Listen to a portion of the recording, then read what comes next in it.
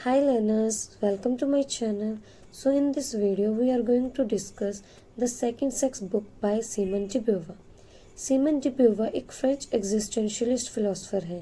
Existentialist philosopher life के existence से related questions को एक्सप्लोर करते हैं।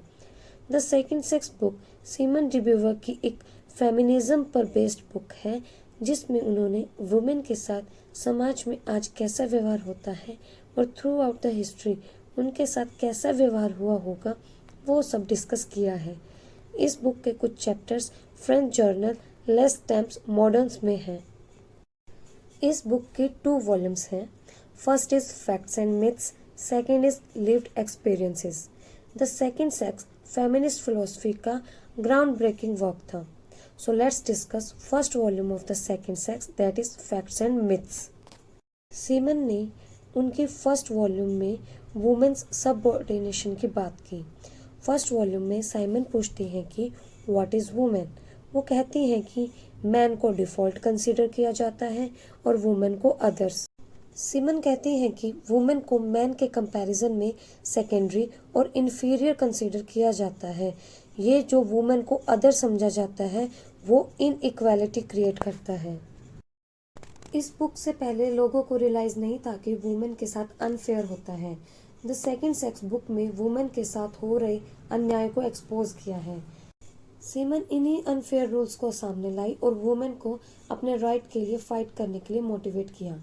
यहीं से फेमिनिज्म की दूसरी वेव की शुरुआत हुई, जिसमें सभी को इक्वल राइट्स देने की बात हुई, चाहे वो मेल हो या फीमेल। सीमन कहती हैं कि man and women physically different है। यह बात मैं मानती हूँ, लेकिन इसका मतलब ये नहीं है कि मैन और वुमेन के लिए रूल्स अलग अलग होंगे। सीमन ने फ्रीडम की बात कही है। वो कहती हैं कि सबको अपने तरीके से लाइफ जीने का अधिकार होना चाहिए। सबको सेम अपॉर्चुनिटी मिलनी चाहिए, ना कि मैन और वुमेन क्या कर सकते हैं उसे पुराने विचारों तक सीमित रखना चाहिए। जैसे कि वुमेन सिर्फ घर का ही काम कर सकती है, वो सिर्फ बच्चा ही पैदा कर सकती है। इन पुराने विचारों को नहीं रखना चाहिए।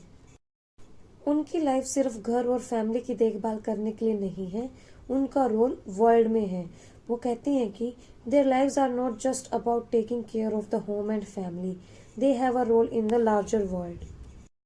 वो कहती हैं कि प्रेगनेंसी और बच्चों को पालने की वजह से वो बंध जाती है और उनके लिए ऑप्शंस कम रह जाते हैं, जिसकी वजह से उनको मैन पर डिपेंड रहना पड़ता है। सीमन आर्ग्यूज करती हैं कि इसी डिपेंडेंसी की वजह से मैन वुमेन पर हावी हो जाते हैं।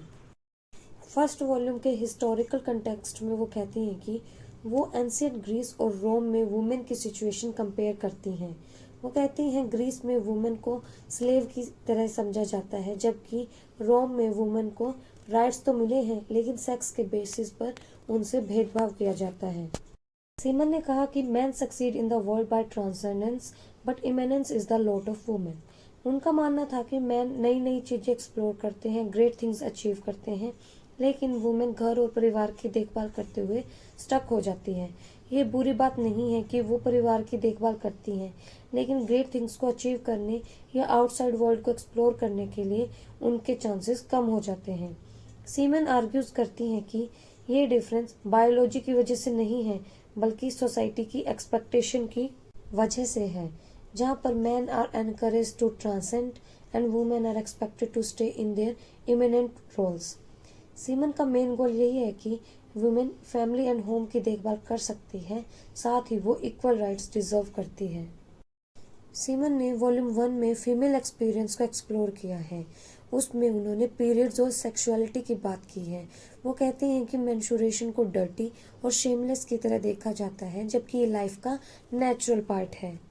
यही कारण है कि गर्ल्स खुद को लड़कों से अलग और आइसोलेटेड फील करती हैं। वो कहती हैं कि वुमेन की सेक्सुअलिटी को सोसाइटी कंट्रोल और जज करती है, उन्हें मैन से कंपेयर किया जाता है। सेकंड, उन्होंने बात की रिलेशनशिप एंड एक्सपेक्टेशन की। साइमन बताती हैं कि कैसे वुमेन को रिलेशनशिप में पैसिव और सेल्फलेस एक्सपेक्ट किया जाता है, जबकि मैन को इंडिपेंडेंट और एक्टिव, जिसकी वजह से इनबैलेंस क्रिएट होता है। वो फेरी टेल की आइडिया ऑफ लव को रिजेक्ट करती हैं, जिसमें वुमेन प्रिंस का वेट कर रही होती है कि प्रिंस आएगा उसे बचाएगा। ये आइडिया वुमेन को मैन पर डिपेंडेंट बनाता है और वो खुद की हैप्पीनेस को कम वैल्यू देना स्टार्ट कर देती हैं। उन्होंने आर्ट और लिटरेचर के बारे में भी कुछ कहा है।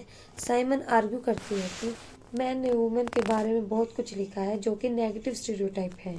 वुमेन को वीक, इमोशनल, ये सब समझा जाता है। वो वुमेन को कहती हैं कि to create their own art and literature that reflects their real experience and challenges these harmful stereotype. Let's discuss second volume of The Second Sex, that is lived experience. Lived experience में वो बात करती हैं girls upbringing की, कि लड़कियों की परवरिश कैसे की जाती है। वो कहती हैं कि शुरू से ही गर्ल्स और बॉयज़ की परवरिश अलग की जाती है। वो कहती हैं कि बॉयज़ और गर्ल्स को बर्थ से ही डिफरेंटली ट्रीट किया जाता है। बॉयज़ को एनकरेज किया जाता है कि वो इंडिपेंडेंट और एडवेंचरस बने, और जबकि गर्ल्स को इस तरह से रेज किया जाता है कि उनका प्राइमरी गोल सिर्फ मैन को सपोर्ट करना है, वो खुद का कोई गोल नहीं रख सकती हैं। सीमन ने अपनी सेकंड वॉल्यूम में वुमेन के सेक्स एक्सपीरियंस पर भी खुलकर डिस्कस किया है।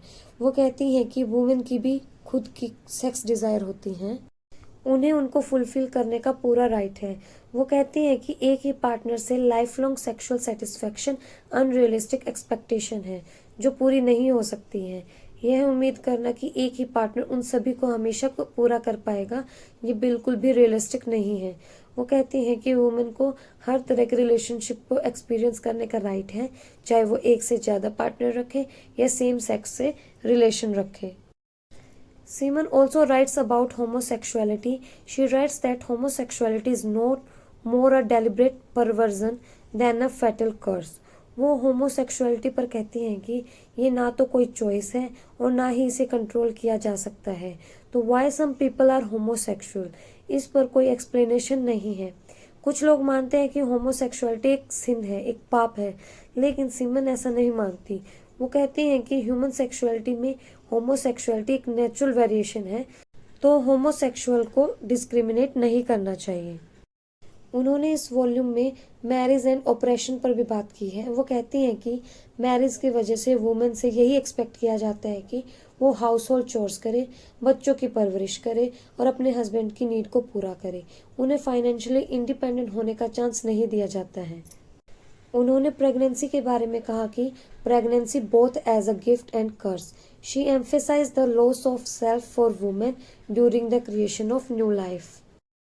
उन्होंने अपने कंक्लूजन में कहा कि फ्यूचर में वो मैन और वुमेन को इक्वल देखना चाहती हैं। तो इस बुक को 1949 में पब्लिश किया गया था, लेकिन 1966 तक यह बुक बैन रही थी। द सेकंड सेक्स बुक ने सेक्सुअलिटी की अप्रोच जो सीमन ने बताई थी उसकी वजह से क्रिटिसिज्म भी फेस किया। That's all for today. Like, subscribe and share my channel. Bye bye.